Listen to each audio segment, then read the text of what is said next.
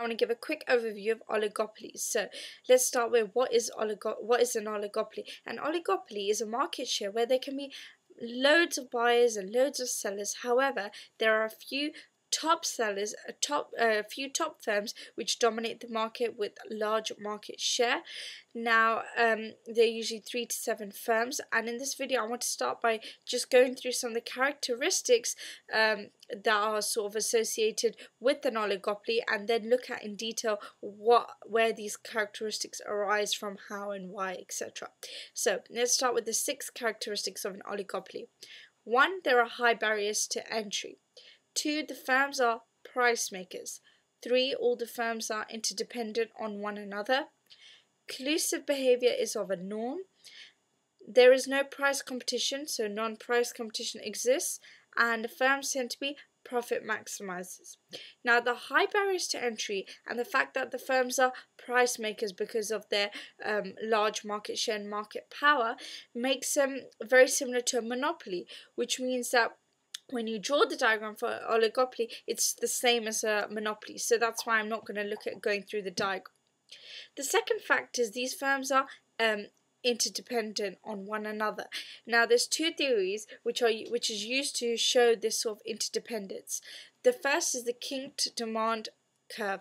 Now, the Kinked demand curve, what it basically says is that if a firm in an oligopoly chooses to increase prices, the other firms will not follow suit, because what they're gonna try and do is keep their prices where it is at and capture the market share that's lost to the firm who's increased prices, which means that the percentage of price sensitivity of that oligopoly who's increased prices is very elastic.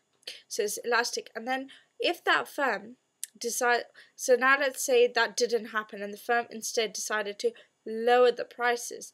Now, obviously all the consumers will go to that, and the other firms will be lowering their price, and there'll be a price war who can get the lowest price, and hence the demand will be inelastic because people like to stick to that one firm because prices are going down, so it's inelastic.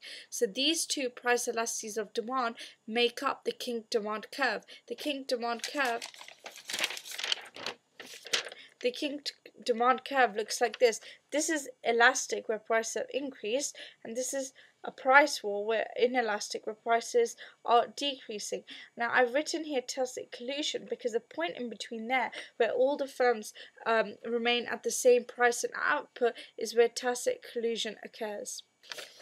So that's basically what it is. We're going to talk about what tacit collusion is in more detail later on when I talk about the types of collusive behavior and why that occurs. Another way to show and demonstrate the interdependence is using game theory. Now, what game theory suggests is that there are 2 types of strategy, dominant and not dominant strategy. What we have here is a prisoner's dilemma, which you may have done, where you have prisoner A, prisoner B in separate cells, and depending on whether each of them confesses or does not confess, their punishment depends on it. On general, we can see they are better off confessing than not confessing. They confess, doesn't matter what the other person says, they get 2 years or 0 years. If they don't confess, then they can either get 10 years or 3 months, and 10 years is a long time rather than 2 years or 0 years. So it's better to confess rather than don't confess, independent of what your other counterpart is doing. So what the dominant strategy is that whatever pricing you begin to do is not affected by the other player, so you'll do that. To a certain extent, it's not affected. And the non-dominant strategy is this: that if you both keep your prices high at £2, let's say, you make 10 million each. If one of you reduces it, you get 12 million, the other gets 5 million. Same for the other. But if you both reduce it, then you both only get 8 million each. So in whichever scenario you go to, because if you reduce it, then it's likely the other company will reduce even lower than 180. So the best solution here is to keep your prices the same. So this shows that firms are actually interdependent on one another, and the profit that they would make by reducing the price to £1.80 while the other firm's still at £2 is short-term profit, because in the long term you're going to start price wars and all that, and basically nobody's going to win. So that's why firms want to keep at the same price and output, so they don't lose the profit that they're getting. They collude, they work as a monopoly. So this brings us on to our third characteristics, which was that there is collusive behavior in these markets. Now there's three types of collusions: covert, overt, and tacit. Overt is when it's openly done, and this is illegal in the UK and the EU. But a good example, except for where it's of the public's interest, that's why we have one example of this. This would be OPEC. They collude different oil-making individuals, and they come together and they set prices, they set output, but it's for the public's greater interest, long term of oil and fossil fuels, blah blah blah. Covert is basically done where it's done secretly, where two business people meet, maybe in a park or something, secretly exchange what price and output they want to keep at. It's very common and it's illegal, and it's hard to catch. That's why it's common and it happens. This again is illegal as well, because it's not good for the public, because they can get basically ripped off if they decide to set it high, because they work as a monopoly. What is most common is tacit collusion. As I mentioned when we looked at the Kinked demand curve, this is where they don't talk, but just by observing. Like if I'm Asda and I know Sainsbury's is doing bread for £1.85, I am not going to do my bread for £1.90 or £1.80. It's better if I keep it at £1.85 and I keep it together.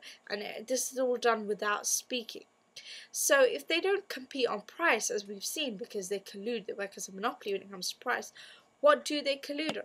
Well, they collude on non-price factors, which means they compete on advertising, try and get their buyers, like word of mouth, spreading the word that we're doing this, trying to advertise, getting a brand image. Branding is very important, trying to attract a certain market, the way you package products, or you might try and differentiate your firm from all the other firms in the market by saying, we are ethical, we are green, and capture more market. You might say about quality, that's where you would say, come to us, our quality is better, because you can't say our price is better if you're both on the same price. You might use loyalty cards and other incentives, vouchers, student discount, all these kind of things to get people to come to your shop instead of the other ones, because they work like substitutes for one another. That's how they compete. And all of this, what we've just talked about, oligopolies, is based on the fact that these firms are profit maximizers. Because if they were not profit maximizers, then it wouldn't matter if they if their profits fell but their sales increased, because there'd be sales maximizing. But that's not the point. The point is to keep profits high, hence they're profit maximizers. I hope this video helps. Please visit my blog.